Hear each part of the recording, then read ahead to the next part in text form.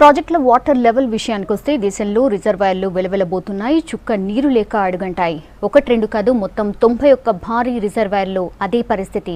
1-2 ప్రాజెక్టులు తప్ప అన్ని ప్రాజెక్టులోనూ నీటి మట్టం అట్టడుగు స్థాయికి చేరింది. 4 ప్రాజెక్టులు పూర్తిగా చుక్క నీరు లేకుండా ఎండిపోయాయి.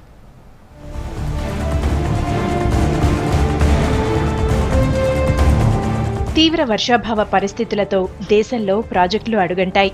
దేశవ్యాప్తంగా ప్రాజెక్టుల నిల్వ సామర్థ్యంలో 22% మాత్రమే ప్రస్తుతం నీరు అందుబాటులో ఉంది. ఏ మూలనో ఉన్న కొద్దిపాటి నీరు కూడా విపరీతంగా కొడుతున్న ఎండలతో ఆవిరైపోతోంది. ప్రాజెక్టుల్లో ఉన్న నీటి నిల్వ లెక్కలే దేశంలో పరిస్థితిని కళ్లకు కడుతున్నాయి.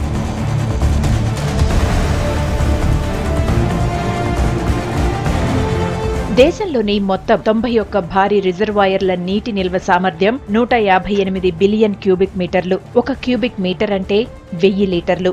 1 బిలియన్ క్యూబిక్ మీటర్లంటే 100 కోట్ల క్యూబిక్ మీటర్లు. మార్చి 31 నాటికి అందుబాటులో ఉన్న నీరు 40 బిలియన్ క్యూబిక్ మీటర్లకు తగ్గింది.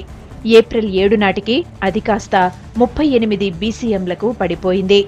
ఏప్రిల్ 13న 36 బిలియన్ క్యూబిక్ మీటర్లకు చేరింది.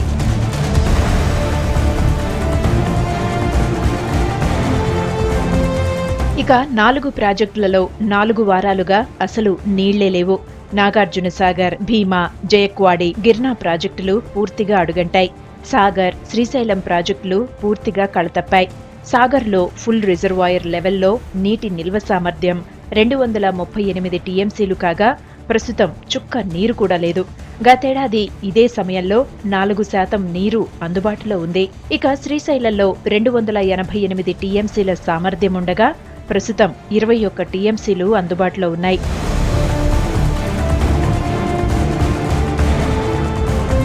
హిమాచల్ ప్రదేశ్లోని పొంగ్ డ్యాం, మహారాష్ట్రలోని పెంచ్ డ్యాంలలో మాత్రమే కాస్త ఎక్కువగా నీరు అందుబాటులో ఉంది.